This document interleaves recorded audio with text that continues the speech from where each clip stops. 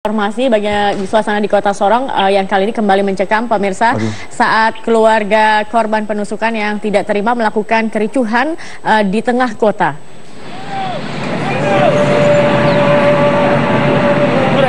Aksi kekecewaan keluarga dan kerabat korban pertikaian antar kelompok warga ini terjadi pada siang tadi di Kota Sorong.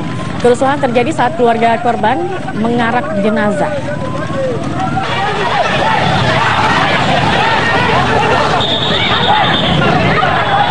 Keluarga emosi dan merusak sejumlah rumah toko di Kota Sorong yang diduga bagian dari kelompok yang bertikai pada Kamis dini hari.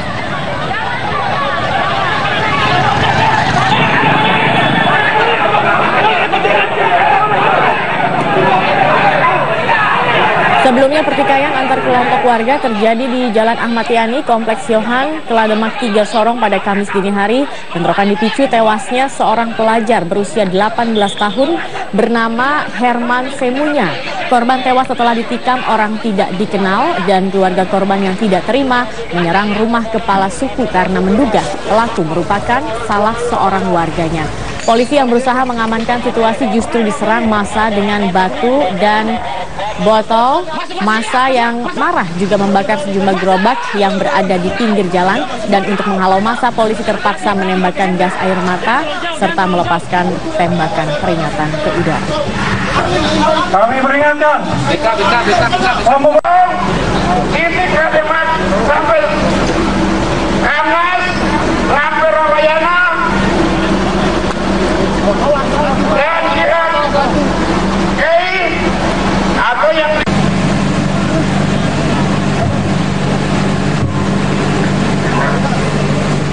Dan untuk mengetahui pemirsa bagaimana kondisi terkini, kami telah bergabung melalui sambungan telepon bersama dengan Kapolres Sorong AKBP Karimudin Ritonga. Selamat malam Pak Karimudin.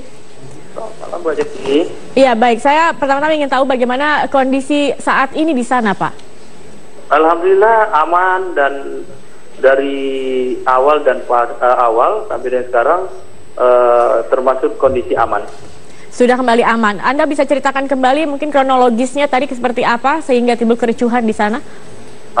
Jadi ini berawal dari mungkin anak muda ya pulang pagi, kemudian dipalak sama orang yang lagi ngumpul duduk-duduk dipalak, kemudian diambillah HP-nya. Kemudian setelah itu dia kembali ke tempat temannya, dan bersama temannya datang kembali lagi. Mungkin di situ terjadilah pertengkaran sehingga korban atas nama Herman Semunya itu tertusuk, diduga tertusuk tombak. Gitu, Mbak Jadi. Baik, akibat kericuhan tadi ini apakah ada kembali korban luka maupun korban jiwa? Jadi menurut kami kerusuhan, saya kira tidak ada kerusuhan, hanya memang ada sedikit anarkis dari pihak.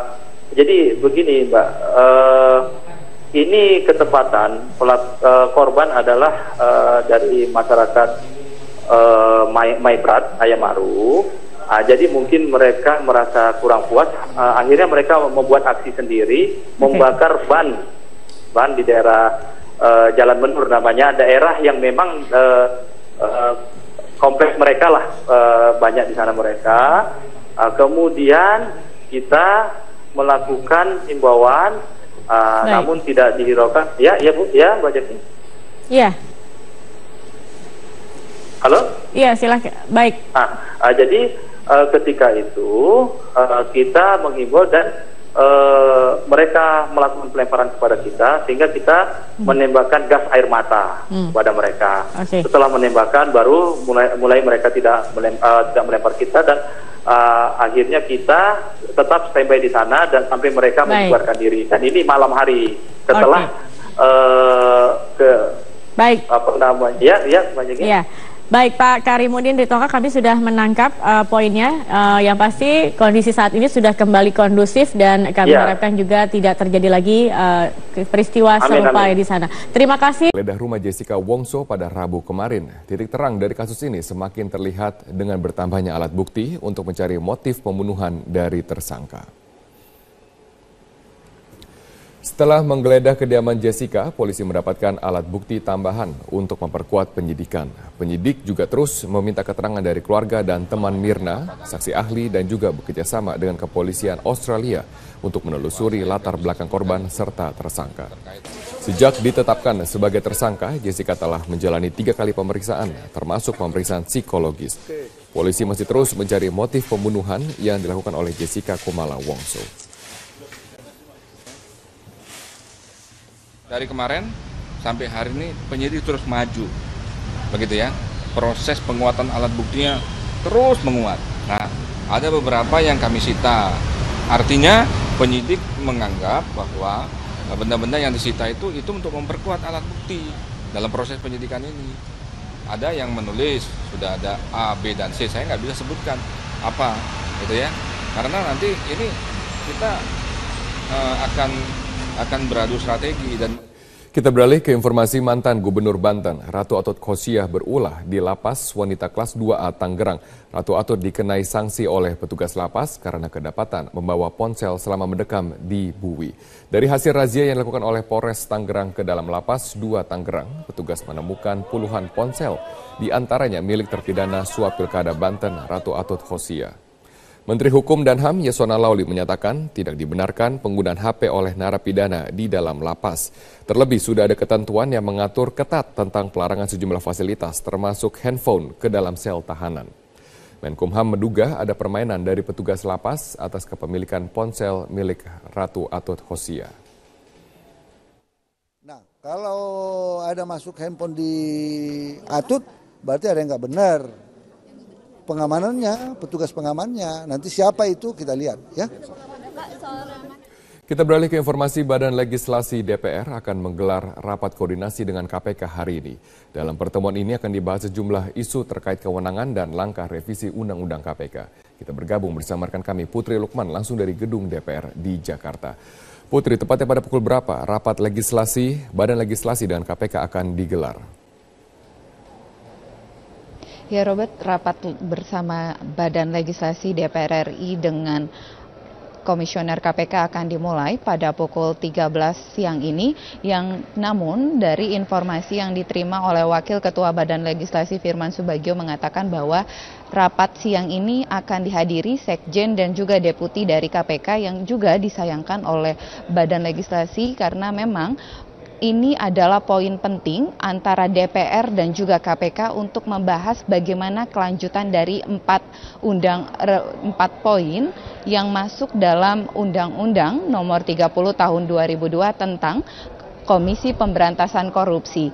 Namun justru yang didapat malah informasinya KPK tidak menghadirkan komisioner yang disayangkan juga oleh Firman Subagio yang mengatakan bahwa keempat ini kalau memang menimbulkan pelemahan harusnya dapat dibicarakan oleh DPR dan juga KPK. Di antara keempat poin yang akan direvisi adalah mengenai pengaturan penyadapan, pembentukan Dewan Pengawas KPK, dan yang ketiga adalah pemberian wewenang KPK untuk menerbitkan surat pemberhentian penyidik, serta pengangkatan penyidik independen oleh KPK. Dan berikut adalah kutipan wawancara kami dengan Firman Subagio, Wakil Ketua Balek. Banyak undang-undang yang sekarang ini kita terus tidak perlu ada revisi karena itu dianggap udah on the right track gitu ya. Tapi kalau ada undang-undang yang dianggap memang itu masih ada hal-hal yang perlu dipertimbangkan untuk direvisi karena tidak sejalan dengan spirit semangat daripada berdirinya KPK, ya tentunya ini akan kita lakukan penyempurnaan. Tapi yang mendasar adalah penyempurnaan itu dan memberikan penguatan antara lembaga penegak hukum satu dengan yang lain dan kemudian tidak ada indikasi untuk melamakan. Robert. Ya Putri, apakah dengan ketidakhadiran Komisioner KPK dianggap DPR sebagai bentuk penolakan terhadap revisi Undang-Undang KPK?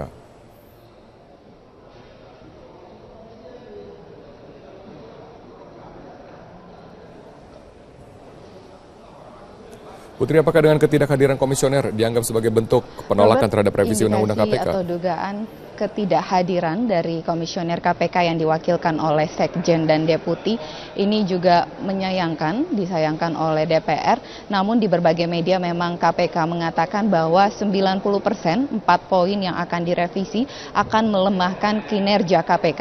Di antaranya adalah kewenangan yang diberikan kepada pengawas, kemudian juga wewenang untuk menindak KPK yang pada kasus di atas 25 miliar, serta ada lagi penyadapan yang harus melalui pengadilan. Hal inilah yang dirasakan akan memberatkan atau melambankan kinerja KPK, sehingga hal ini juga yang dugaan ketidakhadiran komisioner KPK dalam rapat hari ini. Namun memang seharusnya ada hal yang bisa dibicarakan antara KPK dan juga DPR untuk membicarakan kelanjutan dari revisi Undang-Undang KPK yang awalnya sudah disampaikan oleh pengusul dari DPR, yakni 45 anggota yang berasal dari 6 fraksi yang sudah diinisiator dari PDIP untuk membahas kelanjutan revisi Undang-Undang KPK ini, yang kemarin juga Menteri Hukum dan HAM menilai dari 4 poin yang dapat direvisi adalah menurutnya yang layak direvisi adalah pembentukan Dewan Pengawas dan juga SP3.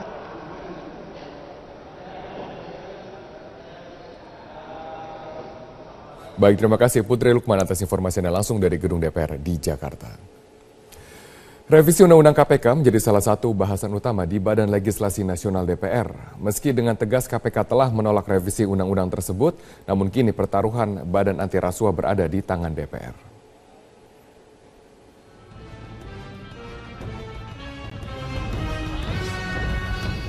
Meski telah menjadi prioritas utama di Badan Legislasi Nasional DPR, hingga kini revisi Undang-Undang KPK masih menjadi polemik.